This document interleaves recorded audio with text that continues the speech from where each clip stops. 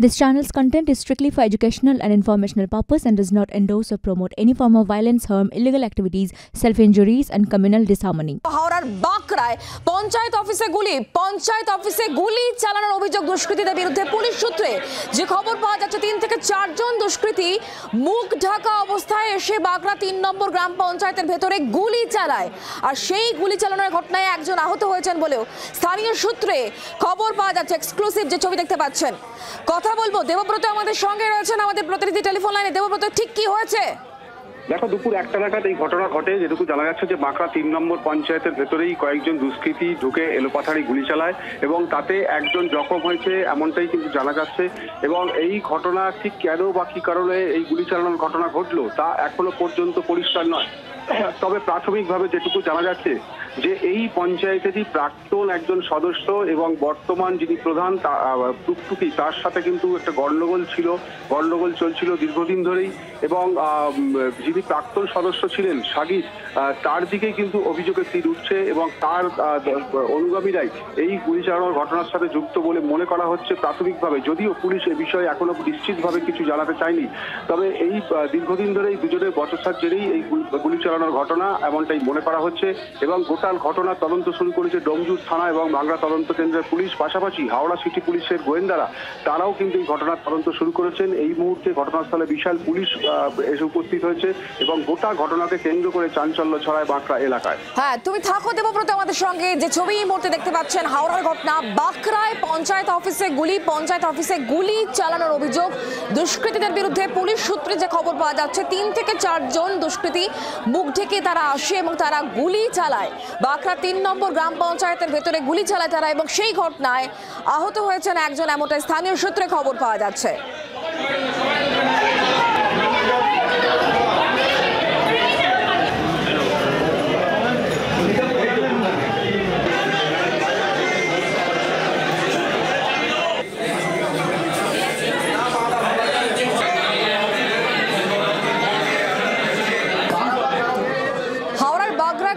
আমরা এই বিষয় নিয়ে আরো কথা বলে নেব। দেবব্রত আমাদের সঙ্গেই রয়েছেন। দেবব্রত, তুমি যেটা বলছিলে যে সাগিদ বলে একজন, ইনি কে এবং তার অনুগামীরা তারাই এই ঘটনার সঙ্গে যুক্ত, এমন অভিযোগ কি উঠে আসছে? আরো একবার জানবো তোমার কাছ থেকে দেবব্রত। দেখো, প্রাক্তন সদস্য এই সাগিদ এবং তার সাথেই কিন্তু গন্ডগোলের সূত্রপাত। বর্তমানে যিনি প্রধান টুকটুকি এবং তার সাথেই কিন্তু গন্ডগোল, এমনটাই আমরা জানতে পারছি। এবং এই টুকটুকিকে প্রধান করার জন্য সাগিদই কিন্তু সব রকম চেষ্টা চালু ছিল এবং তিনি আমরা যেটা জানতে পারছি যে তিনি যেটা মনে করেছিলেন যে তিনি সদস্য না থাকলেও তার মতো করেই পঞ্চায়েত পরিচালনা করবেন বর্তমান প্রধান, কিন্তু সেটা সেইভাবে কিন্তু পঞ্চায়েত পরিচালনা হচ্ছিল না বা তার কথা অনুযায়ী কিন্তু এই পঞ্চায়েত পরিচালনা করছিলেন না প্রধান। এবং সেই নিয়েই কিন্তু বচসার সূত্রপাত এমনটা প্রাথমিকভাবে মনে করা হচ্ছে। যদিও এই ঘটনার সাথে যে সাগিদ বা তার অনুগামীরাই জড়িত এখনো পর্যন্ত সেটা পুলিশ বা অফিসিয়ালি কেউ কিন্তু সেটা জানায়নি, তবে প্রাথমিকভাবে অনুমান করা হচ্ছে যে এই ঘটনার সাথে সাগিদের অনুগামীরাই জড়িত। পঞ্চায়েত পরিচালনা সংক্রান্ত বিষয় নিয়ে ঝামেলা প্রাক্তনের সঙ্গে বর্তমানের ঝামেলা, তাই তো? একেবারেই ঠিক, এমনটাই কিন্তু মনে করা হচ্ছে। এবং হাওড়া সিটি পুলিশের গোয়েন্দাদের পাশাপাশি অন্যান্য যারা পুলিশ আধিকারিক রয়েছেন, ডোমজুর থানার পুলিশ এবং বাঁকড়া তদন্ত কেন্দ্রের পুলিশ, তারা গোটা ঘটনার তদন্ত শুরু করেছেন এবং আশপাশের সিসিটিভি ফুটেজ খতিয়ে দেখা হচ্ছে ঠিক কারা ঘটনাস্থলে তারা এসেছিল। এবং আশঙ্কায় এই যে দুপুর 1টার সময় পঞ্চায়েতের ভেতর ঢুকে তারা গুলি চালায়, স্বাভাবিকভাবেই কিন্তু চাঞ্চল্য ছড়িয়েছে, আতঙ্ক ছড়িয়েছে এলাকায়। এবং এই ধরনের ঘটনা প্রকাশ্যে ঘটলো, এই ঘটনা কিন্তু আগে কোনোদিন এখানে ঘটেনি। এবং স্বাভাবিক কারণেই ওই এলাকাতে অত্যন্ত জনবহুল এলাকা বাঁকড়া এলাকা, এবং সেখানে পঞ্চায়েতের মধ্যে ঢুকে গুলি চালানোর ঘটনায় স্বাভাবিকভাবে কিন্তু চাঞ্চল্য ছড়িয়েছে। পঞ্চায়েতের অন্যান্য সদস্যরা তারা কি বলছেন? দেখো, তারা এই বিষয়ে এখনো পর্যন্ত কিছু বলতে পারেনি, কারণ গোটা ঘটনাটা স্বাভাবিক একেবারে বলা যায় অতর্কিত এই ঘটনা ঘটেছে এবং ঠিক কি কারণে এই ঘটনা তারা কিন্তু এখনো পরিষ্কারভাবে কিছু জানাচ্ছেন না। তবে ক্যামেরার সামনে কিছু না বললেও যেটা আমরা অন্য সূত্র মারফত জানতে পারছি যে প্রাক্তন সদস্য এবং বর্তমান প্রধানের মধ্যে গন্ডগোলের জেরেই এই ধরনের ঘটনা ঘটেছে বলে এমনটাই কিন্তু মনে করা হচ্ছে। এই ঘটনাকে কেন্দ্র করে এখনো পর্যন্ত স্থানীয় জনপ্রতিনিধি যারা তৃণমূল কংগ্রেসের তরফ থেকে বা কি বক্তব্য উঠে আসছে, তারা কি বলছেন এবং বিরোধী রাজনৈতিক দলের তরফ থেকে বা কি বক্তব্য উঠে আসছে? দেখো, বিরোধীরা বা কিছুক্ষণ আগেই ঘটনা ঘটেছে এই বিষয়ে কিন্তু সেরকম কোনো প্রতিক্রিয়া পাওয়া যায়নি এবং ডোমজুর বিধানসভা কেন্দ্রের বিধায়ক তার সাথে আমরা যোগাযোগ করেছিলাম এবং সেই আমরা যেটা জানতে পারছি যে সেক্ষেত্রেও কিন্তু কল্যাণ ঘোষ তিনিও কিন্তু এই বিষয়ে এখনো পর্যন্ত নিশ্চিতভাবে কিছু জানাননি।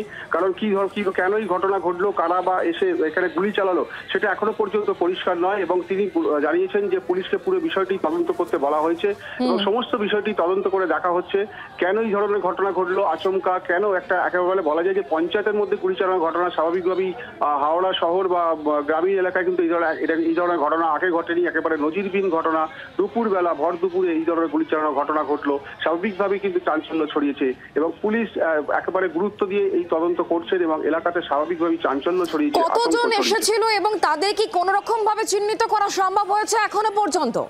এখনো পর্যন্ত তাদেরকে চিহ্নিত করা কোনোভাবেই সম্ভব হয়নি। পুলিশ তদন্ত করছে এবং আশপাশের সিসিটিভি ফুটেজ খতিয়ে দেখা হচ্ছে, ভেতরে সিসিটিভি রয়েছে কিনা সেটাও খতিয়ে দেখা হচ্ছে। তবে আমরা জানতে পারছি যে পঞ্চায়েতের ভেতরে কোনো সিসিটিভি ছিল না, আশপাশের সিসিটিভি ফুটেজ সেগুলো খতিয়ে দেখা হচ্ছে। কারা এসেছিল এই ঘটনার সাথে, কারা জড়িত সেটা এখনো পর্যন্ত তাদের লক্ষ্য কি ছিল? এই যে তারা এসে গুলি চালায় 3 থেকে 4 জন, তাদেরকে এখনো পর্যন্ত চিহ্নিত করা সম্ভব হয়নি, তাদের লক্ষ্য কি ছিল? দেখো, সেটাও কিন্তু এই মুহূর্তে পরিষ্কারভাবে বলা যাচ্ছে না যে তাদের লক্ষ্য কি ছিল। তবে এলোপাথারি তারা গুলি চালিয়েছে বেশ কয়েক রাউন্ড, এমনটাই আমরা জানতে পারছি। এবং কাউকে একেবারে হত্যা করাই কি তাদের উদ্দেশ্য ছিল, নাকি তারা ভয় দেখানোর জন্য এখানে এসে গুলি চালিয়েছিল সেটা এখনো পর্যন্ত পরিষ্কার নয়। এবং কারা এসেছিল এই ঘটনা এখানে আক্রমণ চালাতে বা হামলা চালাতে সেটাও এখনো পর্যন্ত পরিষ্কারভাবে জানা যায়। দেবব্রত, তুমি আমাদের সঙ্গে থাকো। যে ঘটনা হাওড়ার বাঁকড়ায় হয়েছে, বাঁকড়ায় পঞ্চায়েত অফিসে দিনে দুপুরে গুলি, পঞ্চায়েত অফিসে গুলি চালানোর অভিযোগ দুষ্কৃতীদের বিরুদ্ধে। 3 থেকে 4 জন মুখ ঢেকে তারা আসে এবং তারা পরপর গুলি চালায় বলে অভিযোগ করা হচ্ছে। তবে এদের কাউকে এখনো পর্যন্ত চিহ্নিত করা যায়নি। ঘটনাস্থলে পুলিশ গিয়ে পৌঁছতে তদন্ত করা হচ্ছে। যেটা খবর পাওয়া যাচ্ছে, প্রাক্তন সদস্যের সঙ্গে, পঞ্চায়েত সদস্যের সঙ্গে বর্তমান প্রধানের একটা ঝামেলা, পঞ্চায়েত পরিচালনা সংক্রান্ত বিষয়ে ঝামেলা, এবং যার জেরে এই ঘটনা বলে এখনো পর্যন্ত স্থানীয় সূত্রে খবর পাওয়া যাচ্ছে। ঘটনাকে কেন্দ্র করে এলাকায় স্বাভাবিকভাবে চাঞ্চল্য সৃষ্টি হয়েছে, কারণ পঞ্চায়েতের অফিসে ঢুকে পর গুলি চালানোর ঘটনা। 3 থেকে 4 জন দুষ্কৃতী আসে, তাদের মুখ ঢাকা ছিল, ফলে কাউকে এখনো পর্যন্ত চিহ্নিত করা সম্ভব হয়নি। গোটা ঘটনাকে কেন্দ্র করে এলাকার মানুষজন তারা ভীত সন্ত্রস্ত। গোটা ঘটনার তদন্ত ইতিমধ্যেই পুলিশের তরফ থেকে শুরু করা হয়েছে। আর এই বিষয় নিয়ে এখনো পর্যন্ত কিন্তু যে বিষয়গুলো সামনে আসছে, যে কারা এসেছিল সেটা যেমন চিহ্নিত নয়, তাদের টার্গেট কি ছিল সেটাও এখনো পর্যন্ত পুলিশ স্পষ্ট করে জানতে পারছে না। তদন্ত শুরু করা হয়েছে, কারণ শুধুমাত্রই ভীতি প্রদর্শন নাকি কাউকে তারা টার্গেট করেছিলেন এবং সে কারণেই এখানে পরপর গুলি চালানো হয়, সবটাই এই মুহূর্তে তদন্ত করে দেখা হচ্ছে। আমরা কথা বলবো, দেবব্রত এই মুহূর্তে আমাদের সঙ্গেই রয়েছেন আমাদের প্রতিনিধি। দেবব্রত, পুলিশ এখনো পর্যন্ত কি বলতে পারছে? এই যে 3 থেকে 4 জন দুষ্কৃতী আসে, তারা গুলি চালায়, সেখান থেকে চলে যায়, কোন দিকে তারা চলে যেতে পারে এবং কারা তারা, এখনো পর্যন্ত কোনো ক্লু, কোনো জায়গা থেকে কোনো রকম সিসিটিভি ফুটেজ, কিছু কি তথ্য তাদের কাছে আছে? দেখো, গোটা ঘটনার তদন্ত শুরু হয়েছে, কিন্তু এখনো পর্যন্ত পুলিশের কাছে পরিষ্কার নয় যে কারা এই ঘটনার সাথে জড়িত এবং কারা এসে অতর্কিতে আক্রমণ চালালো, কাদের মদতেই বা এটা হলো সেটা এখনো পর্যন্ত পুলিশ পরিষ্কারভাবে কিছু জানায়নি এবং এখনো পর্যন্ত কোনো ক্লু সেই অর্থে পাওয়া যায়নি। কোন ওই এলাকাতে সিসিটিভি ফুটেজ খতিয়ে দেখা হচ্ছে, কিন্তু বেশ দীর্ঘক্ষণ আগে কিন্তু এই ঘটনা ঘটেনি, মাত্র 1 থেকে 1.5 ঘন্টা আগেই ঘটনা ঘটেছে, যার ফলে এখনো পর্যন্ত পরিষ্কারভাবে বা নিশ্চিতভাবে পুলিশ কিছু জানাতে পারেনি। তবে হাওড়া সিটি পুলিশের আধিকারিকদের পাশাপাশি হাওড়া সিটি পুলিশের গোয়েন্দারা তারাও কিন্তু এই গোটা ঘটনার তদন্ত শুরু করেছেন এবং এই ঘটনার সাথে যারা জড়িত তাদেরকে কিন্তু গ্রেপ্তার করার জন্য সব রকম চেষ্টা চালানো হচ্ছে। ঘটনার মূলে কি কারণ থাকতে পারে সেটা আরো একবার জানবো, কারণ তুমি বলছিলে যে পঞ্চায়েত পরিচালনার ক্ষেত্রে একটা সমস্যা হচ্ছিল, প্রাক্তন সদস্যের সঙ্গে বর্তমান প্রধানের একটা সমস্যা, মূলত কি সমস্যা? দেখো, মূলত আমি যেটা বলছিলাম কিছুদিন আগে, এই ঘটনা কিন্তু বেশ কিছুদিন ধরেই চলছে এবং একটা গন্ডগোলের কিন্তু একটা সূত্রপাত কিন্তু তৈরি হয়েছিল বেশ কিছুদিন আগে থেকেই। এবং প্রাক্তন সদস্য তিনি যেটা চেয়েছিলেন যে তার মতো করেই কিন্তু প্রধান পঞ্চায়েত পরিচালনা করা হোক এবং দুজনেই কিন্তু আত্মীয়, এবং এমনটাই আমরা জানতে পারছি যে দুজনেই আত্মীয় এবং প্রাক্তন যিনি সদস্য তার মতোই কিন্তু পঞ্চায়েত পরিচালনা একটা চেষ্টা চালানো হয়েছিল, কিন্তু সেটা না হওয়ার কারণেই এই ধরনের গন্ডগোলের সূত্রপাত বচসার সূত্রপাত হয় এবং তার জেরেই এই ঘটনা বলে প্রাথমিকভাবে মনে করা হচ্ছে।